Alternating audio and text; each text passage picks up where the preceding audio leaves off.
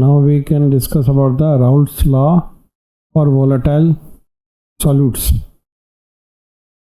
So what is volatile solutes? Means which is liquid.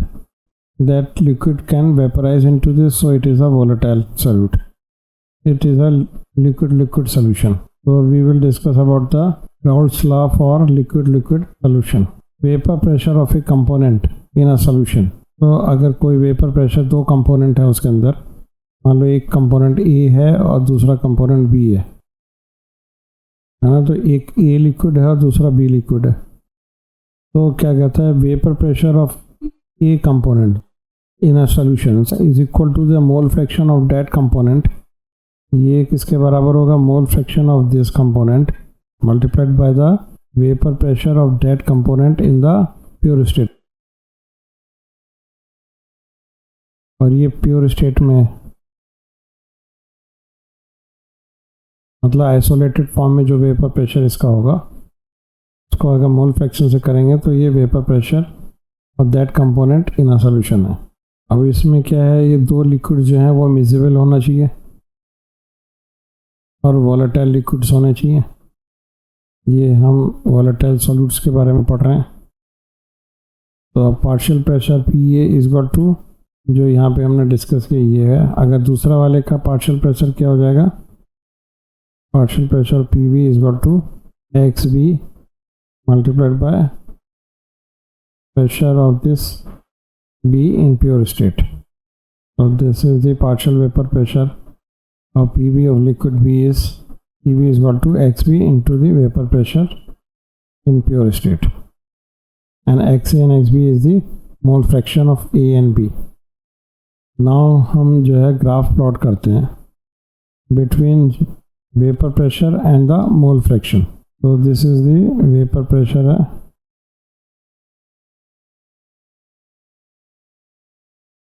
और ये क्या है? मोल फ्रैक्शन है.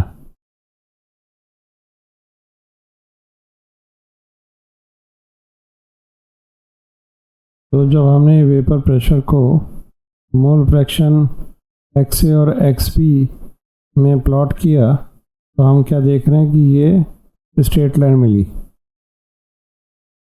और इस केस में भी जो है हमें ये स्ट्रेट लाइन मिली. तो पी ए केस में जो है total pressure is equal to mole fraction of this into the vapor pressure of A in pure state. This is the क्या है? partial pressure. तो इसमें जो है x जब इसमें 1 है तो लिक्विड क्या है? ये प्योर स्टेट में है, ये यहाँ पे शो कर रहा है. तो जब ये प्योर स्टेट में है तो फिर हमारे पास क्या हो जाएगा?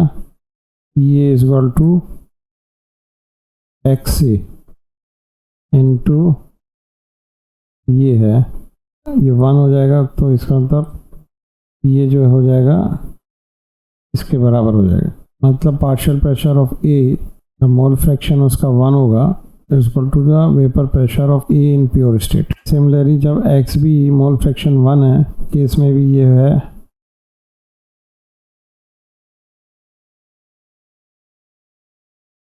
इस केस में भी जो है partial pressure of P is equal to vapour pressure of B in pure state. तो ये जो है हमें इस लाइन से पता लग रहा है, लाइन 2 है ये वाली, इसमें ये पी वी दिख रहा है हमारे को और ये पी ए जो है इस ये वाला ये लाइन 1 में मिल रहा है. तो this is the line 1 and this one is the line 2. अब ये जो है ये वाली लाइन 3 है ये, तो ये लाइन 3 क्या डिनोट कर रही है कि at any value of X B और एक्स ए, मतलब कोई भी वैल्यू एक्स ए और एक्स बी में total pressure is given by this line P is equal to P A plus P B. अगर कोई भी वैल्यू हमें एक्स ए और एक्स बी फाइंड आउट करनी है सॉल्यूशन की, थर्ड से पता लगेगा. अब हम ये ग्राफ से हमें क्या पता लगा? जो लिक्विड सॉल्यूशन है वो राउल्ट्स लॉ तभी ओबे करता है जबकि आइडियल सॉल्यूशन हो. तो नाउ द आइडियल सॉल्यूशन क्या होता है ये देखते हैं हम.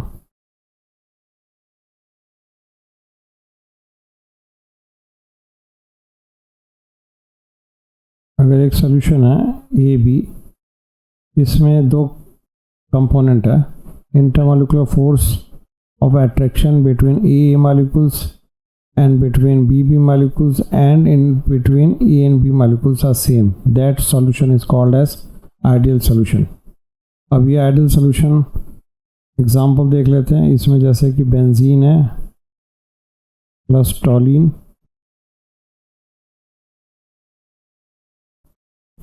हेक्सेन प्लस हेप्टेन, ये आइडियल सोल्यूशन बनाते हैं. तो इसका मतलब क्या हुआ, आइडियल सोल्यूशन में intermolecular force of attraction between solute and solvent is same as those between the solute molecules and the solvent molecules. जो लिक्विड लिक्विड सॉल्यूशन होगा वो होमोजेनियस मिक्सचर होगा, मतलब वो दोनों मिजिबल होगा और जो है उसमें जो सॉल्यूट पार्टिकल्स होंगे वो ऑलमोस्ट सिमिलर साइज होंगे. X and X B are the mole fraction of A and B, जो वो प्रेजेंट होगा सॉल्यूशन के अंदर. नाउ फोर्थ क्या है इसमें, वेपर फेस कंपोजिशन. तो हमें वेपर फेस में भी जो है हमारे पास जो है मोल फ्रैक्शन ऑफ ए है और मोल फ्रैक्शन ऑफ बी है. तो अब mole fraction of A component in vapour phase को हम ऐसे दे सकते हैं, is the partial pressure of A upon partial pressure of A plus partial pressure of B.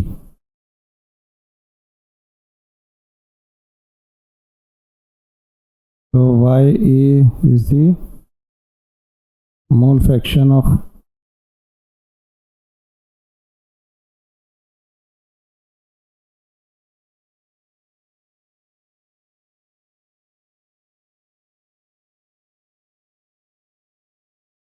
component A in vapor phase.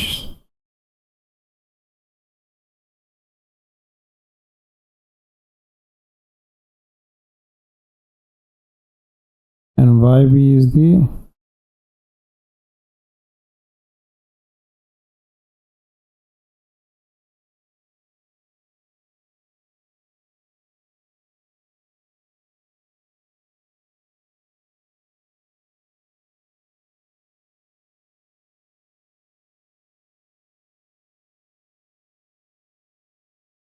B in vapor phase. तो अब इसको हम अगर इधर ले आते हैं तो ये दिस इज क्या हो जाता है, ये Y A is equal to partial vapour pressure of A upon B total. So partial pressure of A is equal to which is in solution Y A, that is the mole fraction of component A in vapour phase multiplied by total pressure. Similarly हम जो है Y B का निकाल सकते हैं. तो Y B is equal to क्या है, partial pressure of B upon B total. Partial pressure of B in solution is equal to mole fraction of B in vapour phase multiplied by total vapour pressure. Now fifth क्या है, तो vapour phase of component में increase और decrease. ये हमने जो है diagram में देखा था कि ये ऐसे डायग्राम था.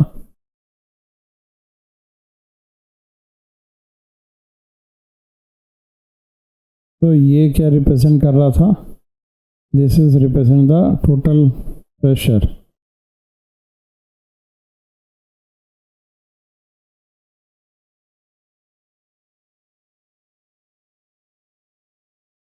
तो यही कह रहा है कि जो द प्रेशर में इंक्रीज और डिक्रीज, यहाँ पे जो है इंक्रीज हो सकता है, डिक्रीज भी हो सकता है ऐसे. तो ये depend upon the mole fraction. तो ये डिपेंड करता है किसमें, mole fraction.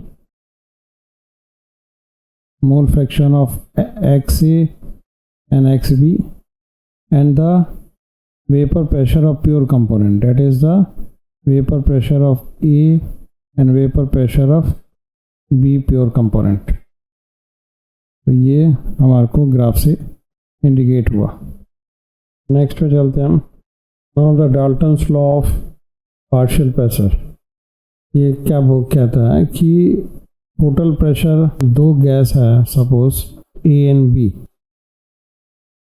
Total pressure is equal to the partial pressure of A plus partial pressure of B. तो डाल्टन्स लॉ क्या हो गया? The total pressure by mixture of gas is equal to the sum of the partial pressure of each of the constant gas. ये constant gas है A B, और जो partial pressure is the pressure of each gas would exert if it is occupied the volume of the mixture at the same temperature. इसको लिख देते हैं हम total pressure by mixture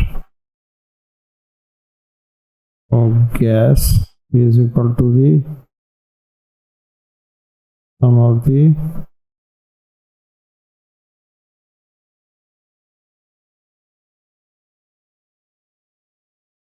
partial pressure of the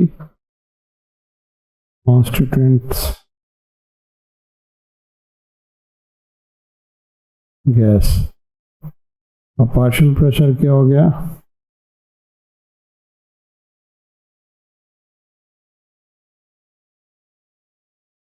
Partial pressure is equal to the pressure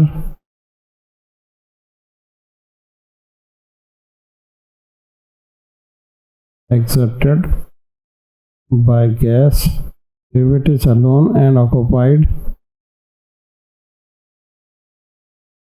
the same volume of mixture।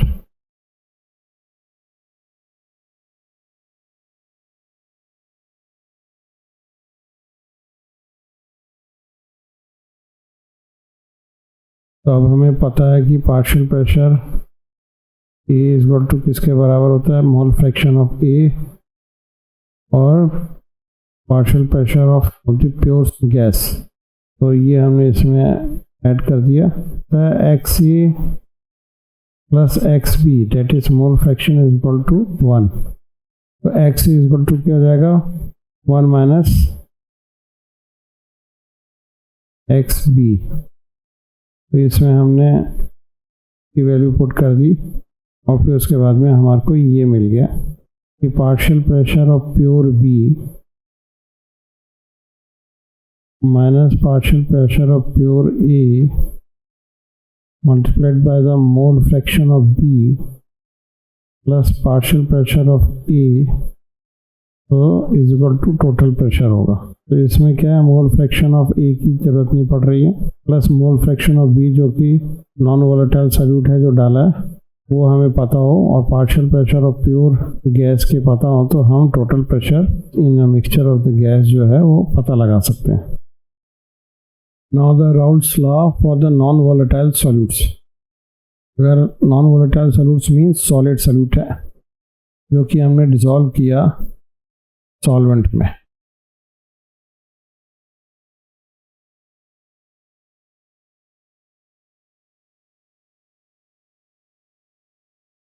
तो इसमें क्या हम study करेंगे? Vapour pressure of a solution और सॉलिड इन लिक्विड।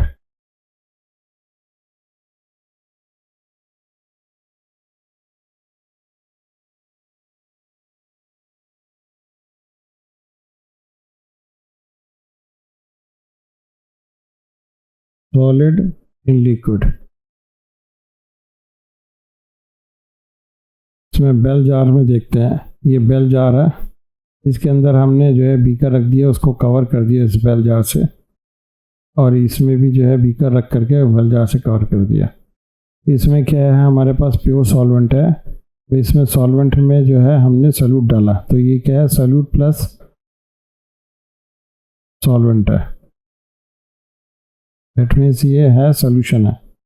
जैसे सुगर सॉल्यूशन होता है या सोडियम क्लोराइड सॉल्यूशन होता है। इसको बेल जार से कवर कर दिया, कुछ देर में हमने देखते हैं कि इसमें जो है वेपर बन गया, और इसमें भी वेपर बन गया। तो इसमें क्या है कि वेपर तो हम देख नहीं सकते हैं, मगर इनिशियल वॉल्यूम जो है, लेवल जो इसका था प्योर सॉल्वेंट का, ये था, मार्क कर दिया हमने इसको यहाँ पे कि ये था, है ना। तो और बाद में जो है फाइनल लेवल हमारा ये बचा, जबकि इसमें जो है इनिशियल लेवल तो वही था जैसे जो सॉल्वेंट में था, मगर इसका जो फाइनल लेवल जो है वो थोड़ा ज़्यादा है एज कंपेयर टू सॉल्वेंट।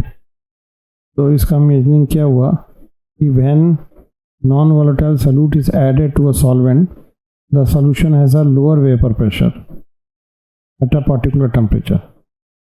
तो इसका जो है लोअर वेपर प्रेशर है, इसका लेवल कम घटा, इसका मतलब जो है वेपर कम बना।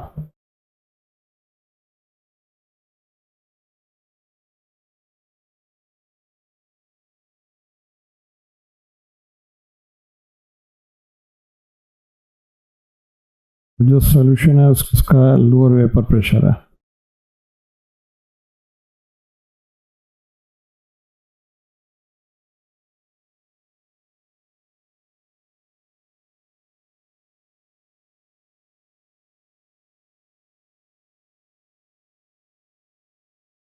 तो at a particular temperature means ये एक फिक्स टेम्परेचर में जो इसमें दोनों बेल जार के अंदर ये वेसल्स रखे गए। अब हम देखते हैं कि vapour pressure of the solvent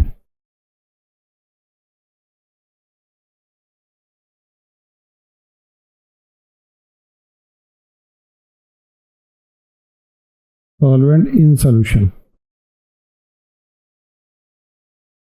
वो किसके बराबर होगा? मोल फ्रैक्शन ऑफ सॉल्वेंट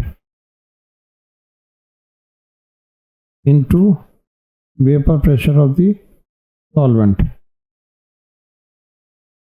मगर इसमें जब नॉन वोलेटाइल सॉल्यूट डालते हैं तो वो क्या है, वेपर प्रेशर में कंट्रीब्यूट नहीं करता। तो इसका मीनिंग क्या हुआ कि vapour pressure of the solvent in solution is equal to vapour pressure of solution.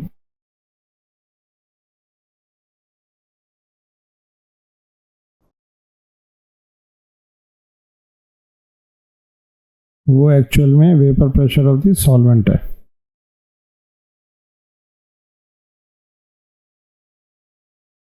Solvent in solution, इसको इसमें ऐड कर देंगे तो क्या हो जाएगा हमारा? तो इसका मतलब क्या हुआ, vapour pressure of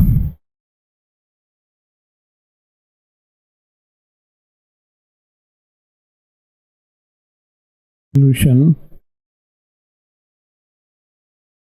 is equal to mole fraction of solvent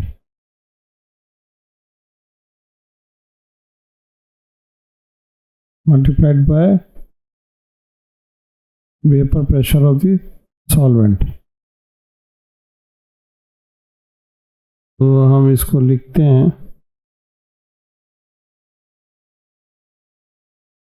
equal to mole fraction of the solvent x1 लिखेंगे, और ये प्योर सॉल्वेंट का वेपर प्रेशर है। तो इसको हम ऐसे भी लिख सकते हैं, vapour pressure of solution upon vapour pressure of the pure solvent is equal to x1 is the mole fraction. अब यहाँ पे वेपर प्रेशर ऑफ सॉल्यूशन क्या है?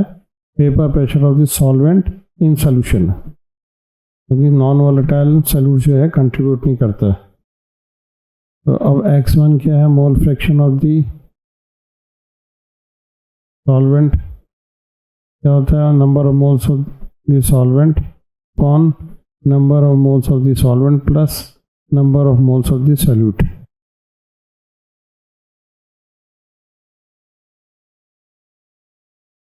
तो अब ये जो है वैल्यू हम इसमें पुट करते हैं।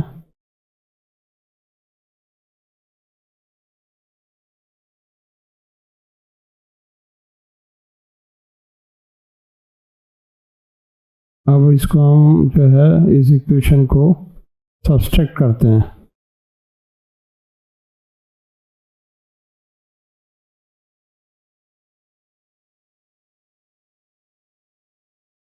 विथ 1,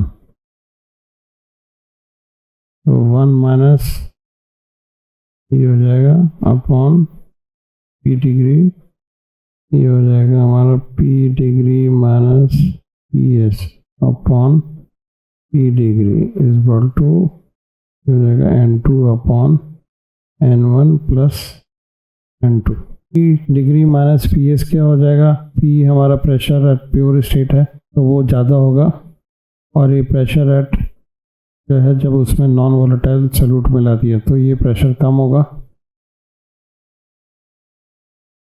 तो ये हो जाएगा lowering of the vapour pressure.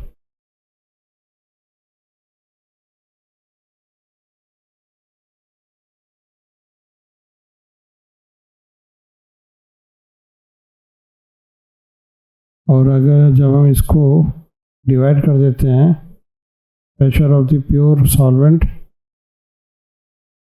तो वो क्या हो जाता है, रिलेटिव लोअरिंग ऑफ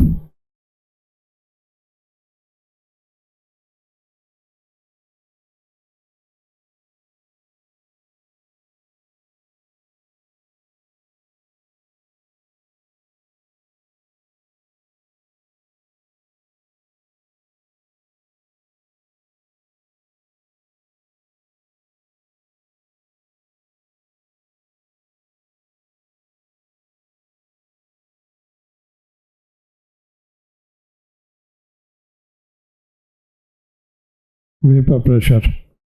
ये जो relative lowering of vapour pressure है ये इक्वलेंट किसके बाद है, ये मोल फ्रैक्शन हुआ ना, N2 upon N1 plus N2 is equal to क्या हो जाएगा, मोल फ्रैक्शन ऑफ सॉल्यूट।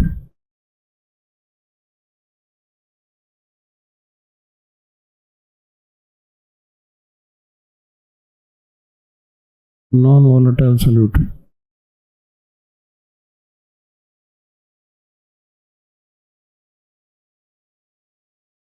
तो ये यहाँ पे लिखा हुआ था, relative lowering of vapour pressure of solution containing a non-volatile solute is equal to the mole fraction of solute in solution।